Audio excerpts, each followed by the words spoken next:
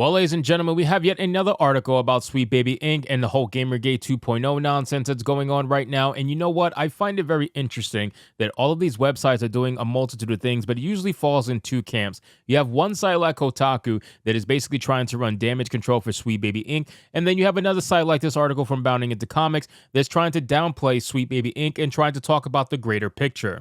All women are queens. Everything is sexist, everything is racist, everything is homophobic, and you have to point it all out. If she breathes, she's a thought!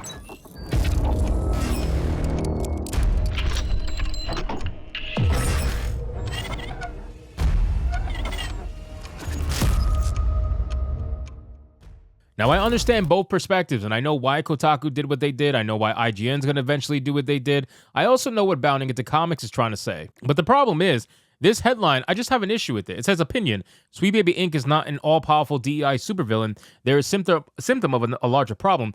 We already know this, you know what I mean? Like, nobody who's talking about Gamergate 2.0, nobody who's talking about any of this is saying that Sweet Baby Inc. is the end-all, be-all. I know a lot of people are trying to misrepresent it as such, but that's never been the case. We know that diversity, equity, and inclusion consultant firms are everywhere. We know that there is a bunch of them. We also know Sweet Baby Inc. is not the biggest one and is not the smallest one. We just know that Sweet Baby Inc. is probably one of the more prominent ones in terms of AAA titles that unfortunately have gotten so bad. These games have been so bad that the reception around them has brought them to the spotlight. That's the issue. Sweet Baby Inc. has forced themselves to the spotlight because of just how bad that these games are. So let's get into this article, guys, from Bounding Into Comics. But of course, before we do, if you are new here, just consider hitting that subscribe button. I would greatly appreciate it, and like the video to push us out into that YouTube algorithm. It says, if you're a fan of video games and you've logged on to the internet at any point in the past months, you've no doubt heard to tell the inclusion-focused narrative consulting company Sweet Baby Inc. Founded in 2018, the Canadian-based company's I don't know how to say that, as detailed on their official website, is to tell better, more empathetic stories while diversifying and enriching the video game industry. Now, I spoke about this in my last video because you got a lot of bad faith people in the gaming industry right now, mainstream gaming industry, are trying to come out and defend Sweet Baby Inc. And they're trying to downplay and also change up the entire argument against Sweet Baby Inc. They're trying to make it seem as if Sweet Baby Inc. does absolutely nothing, essentially. Like they just consult on anything. It's not just diversity stuff. And even though the damn CEO has come out and literally said that that's what they do, even though their website officially says that, well, they do everything by diversifying and enriching the video game industry, they're still trying to fake it. They're still trying to come out and do damage control because I told you, Gamergate 2.0 is going to happen. It's here, and you're going to see mainstream people in the gaming scene defending Sweet Baby Inc. any way that they can because they have to, and most of them are going to be women, especially white liberal women.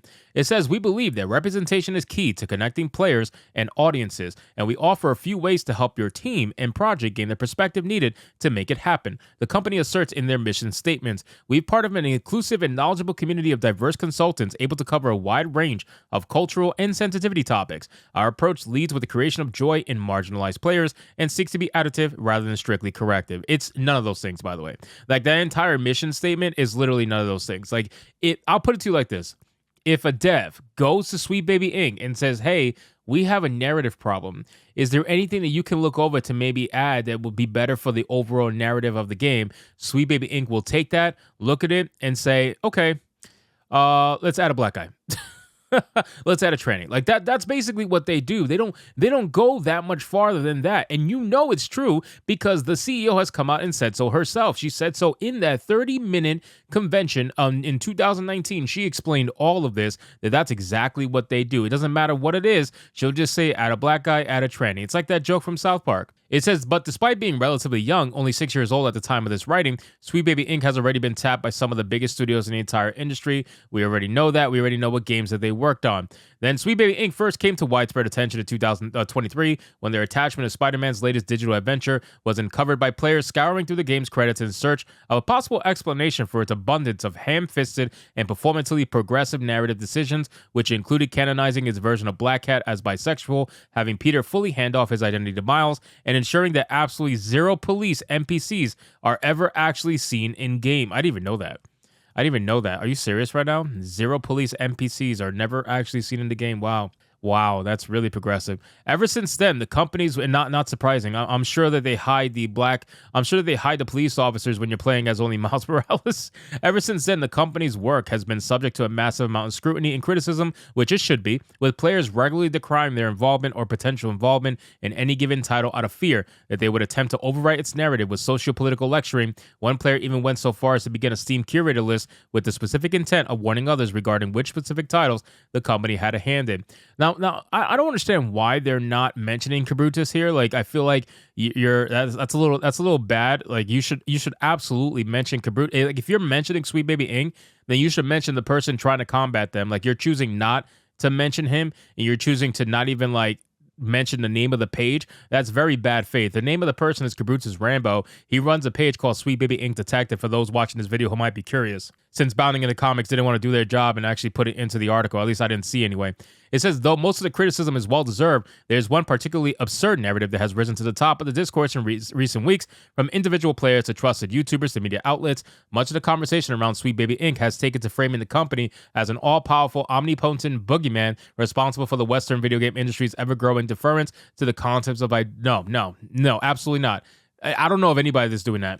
I don't know if anybody's doing that. Nobody has spoken about Sweet Baby Inc. as the end-all, be-all, all-powerful company. Like, that's just not a thing. Nobody has done that, not that I know of. And if they have, they're very wrong. We have not spoken about that on this channel in that manner at all. Sweet Baby Inc. is just one of many consultancy firms that all do the same exact thing. They're hired. They have fake jobs. They hired literally for just pushing diversity, equity, and inclusion nonsense into everything because that's how they get their money. It says, here's the unfortunate truth. Sweet Baby Inc. is not responsible for the ideological turn the Western video game industry has made in recent decades, nor did it have anything to do with the decline in gameplay standards, but that's an argument for another day. Rather, they are but a symptom of a much larger problem. Now, really quick, I do agree. They are not responsible for the Western video game breakdown because, let's be real, the West has been breaking down for quite a while. Sweet Baby Inc. is just one of many companies that helped do so. And not only that, gaming and gamers unfortunately had contributed to it because we just didn't gatekeep the hobby enough.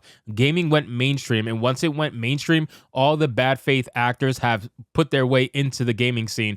And that's the unfortunate bad side of things going mainstream. Obviously, when things go mainstream, you have more access to the things you love, but unfortunately, it ends up getting corrupted by people who never should have been there in the first place. That's the issue. These are the kind of people that should be gatekept out of the gaming scene. I don't care if you think that's a bad word. It needs to happen. This is why Gamergate 2.0 is a thing, and it will continue to be a thing for the next couple of months, I would imagine. We need to keep these people out of gaming because what happens is it suddenly stops becoming about the game. Suddenly, if you don't like what they're making, you are this, you are that, racist, you're a bigot, you're whatever. They'll come up with whatever word they have to in order to try to push their narrative and their ideology, and suddenly the game becomes the course for that to happen. It says, from movies to comic books to, of course, video games, recent years have seen the concept of DEI take root in a vast majority of mainstream entertainment industries. To this end, a number of studios and companies will regularly subject their projects to sensitivity readings to ensure that no part of it, whether that be a piece of dialogue, a character depiction, or even a visual, causes any offense to any number of demographics. It's so ridiculous. It really is ridiculous that you have to put your narrative through sensitivity reading. Because imagine people being out there and getting offended over what you put in a fantasy story. I mean, and then having to like worry about a number of demographics. I mean, are you serious right now? Whatever happened to, if it's not for you, just don't read it. Like, why do you have to be saved from it? Why do you have to be saved from the big bad boogeyman, the text in the book? Like, why do you have to be saved from it? Just don't read it. You're automatically saved from it if you don't read it. But the problem is, it's not about that. These people don't want to just not read it. They want it to not exist. That's the issue. They want all of this to not exist. They want to ban things. They want to censor things because it not existing makes them feel safer. And ultimately, we know that that's never going to be the case. So unfortunately, we didn't gatekeep hard enough in the gaming scene. Bad faith actors are here to stay. And now it's a battleground called Gamergate 2.0. So anyway, guys, thank you so much for watching this video. I hope you did enjoy it. And if you did, consider leaving me a subscribe. I would greatly appreciate it. Don't forget to like the video, comment, let me know what you thought, and I'll see you guys on the next one. Hypnotic out.